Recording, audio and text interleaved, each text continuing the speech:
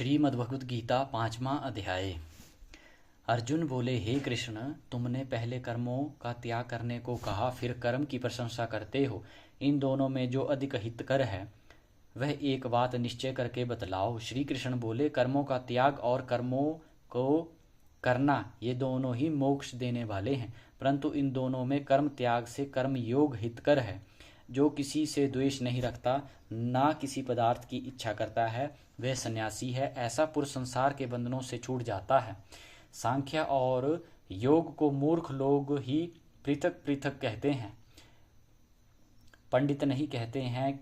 जो इन दोनों में से एक में भी अच्छी तरह स्थित हो जाता है, उसको दोनों फल प्राप्त होते हैं। ज्ञानी योगियों को जो स्थान मिलता है वही कर्म योगियों को प्राप्त होते हैं। ज्ञान योग व कर्म योग एक ही हैं। कर्म योग के बिना संन्यास का प्राप्त होना दुष्कर है। कर्म करने वाले मुनिजन को ब्रह्मा प्राप्त होने में विलंब नहीं लगता। कर्म योग युक्त शुद्ध अंतकरण वाला, मन तथा इंद्रियों को जीतने वाला, संपूर्ण प्राणियों में अपनी आत्मा को देखने वाला, कर्म करता हुआ भी कर्म फल से लिप्त नहीं होता। योग युक्त तत्ववेदा पुरुष देखते हैं, सुनते हैं, स्पर्श करते हैं, सूंघते हैं, खाते हैं, चलते हैं, श्वास लेते हैं, तो भी यह नहीं मानते कि मैं कुछ नहीं करता। वे बोलते हैं, त्यागते हैं, ग्रहण करते हैं, परंतु यही मानते हैं कि मैं कुछ नहीं करता, और यह मन में धारण करते हैं कि इंद्रियां ही अपने अपने विषयों में बरतती है। जो प्राणी ब्रह्मा में अर्पण कर संग को त्याग कर कर्म करता है, वह पाप से लिप्त नहीं होता। जैसे कमल पत्तर पर जल नहीं ठहरता, योगी जन शरीर से, मन से, बुद्धि से तथा इंद्रियों की आसक्ति से रहित होकर आत्म शुद्धि के नियमित कर्म करते हैं। योग मुक्त पुरुष कर्म फल त्याग कर मोक्ष रूप शांति का लाभ करता है, और जो योग रहित है वह कर्म की इच्छा के बंधन में पड़ जाता है। सब कार्यों को मन से त्याग करके प्राणी इन बंद द्वार इंद्रियों की देह रूपी पूरी में ना कुछ करता है और ना करता हुआ आनंद पूर्वक रहता है। परमेश्वर किसी में प्रवृत्त नहीं करता, कर्म और कर्म फल को उत्पन्न नहीं करता।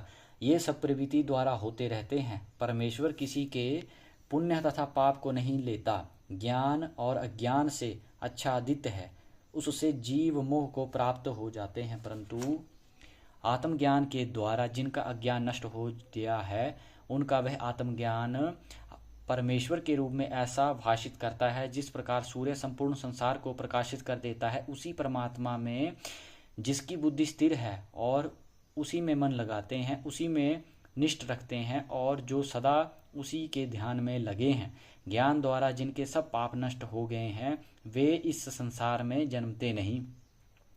विद्या और विनय से उत्पन्न ब्राह्मण में, गाय में, कुत्ता में, चंडाल में पंडित जन की दृष्टि समान रहती है।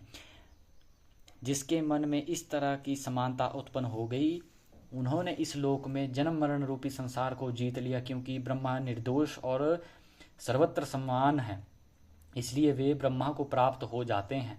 जो प्रिय पदार्थ को पाकर प्रसन्न और अप्रिय को पाकर खिन्न नहीं होते, ऐसे स्थिर बुद्धि वाले मोह रहित ब्रह्मवेदा को ब्रह्मा स्थिर जानो।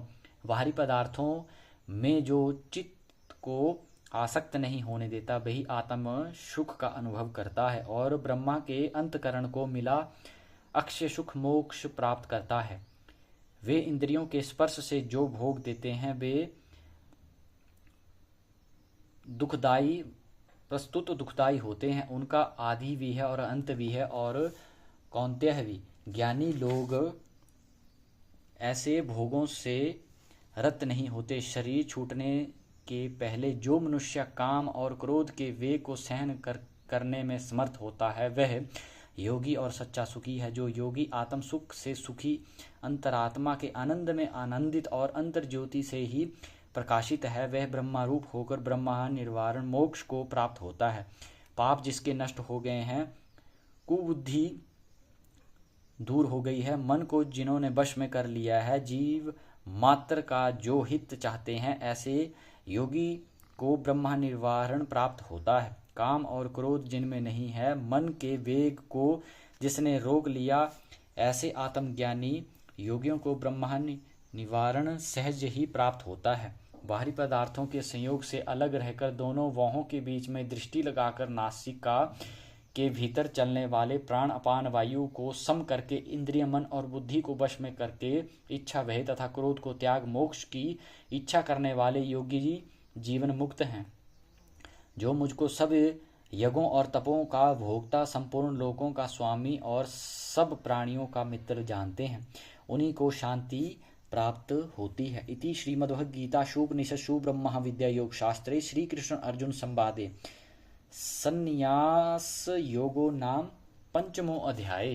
पंचमे अध्याय का महत्व कथा। श्री भगवान जी बोले, हे लक्ष्मी, 5वें अध्याय का महत्व सुनो।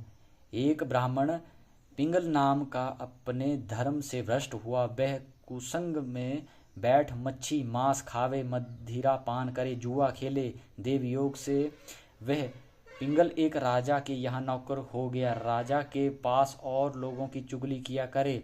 जब बहुत दिन बीते तब वह धनवत हो गया। तब उसने अपना विवाह कर लिया, परंतु स्त्री व्यभिचारिणी आई। वह स्त्री को मारता।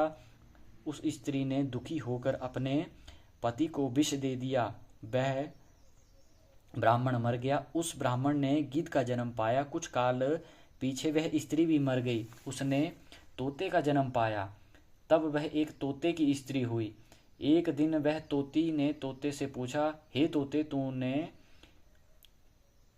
तोते का जन्म क्यों पाया? तोता बोला, हे तोती, मैं पिछले जन्म की कथा सुनाता हूँ। मैं पिछले जन्म में ब्राह्मण था, अपने गुरु की बात नहीं मानता था। मुझको गुरु ने श्राप दिया, कहा जा तू तोता का जन्म पावे। इस कारण तोते का जन्म पाया। अब तू कह किस कारण से तोती हुई? उसने कहा, मैं पिछले जन्म में ब्राह्मणी थी। एक दिन मैंने पति को विष दे दिया और वह मर गया। तोते ने कहा, तू बुरी है जिसने अपने पति को विष दिया। एक दिन वह तोती वन में बैठी थी, वहां गिद्ध आया। तोती को उस गिद्ध ने पहचाना और वह गिद्ध तोती को मारने चला। आगे आगे तोती, पीछे पीछे गिद्ध। जाते जाते तोती एक शमशान भूमि में थककर गिर पड़ी। वहां एक साधु की दाह हुआ था। साधु की खोपड़ी वर्षा के जल के साथ भरी हुई थी। वह उसमें गिरी। इतने में गिद्ध आया और तोती को मारने लगा। उस खोपड़ी के जल के साथ उसकी देह धोई गई और उसने आपस में लड़ते लड़ते मर गए और अदम देह से छूटकर देवदेही पाई। और विमान आया जिन पर बैठकर दोनों वैकुंठ को गए। वह खोपड़ी एक साधु की थी जो श्री गीता जी के 5वें अध्याय का पाठ करता था। वह परम पवित्र था। उसके जल से दोनों पवित्र हो गए। जो प्राणी श्री गंगा जी का स्नान करके श्री गीता जी का पाठ करते हैं वैकुंठ को जाते हैं। बोलिए इति श्रीमद्भगवद्गीता की जय हो।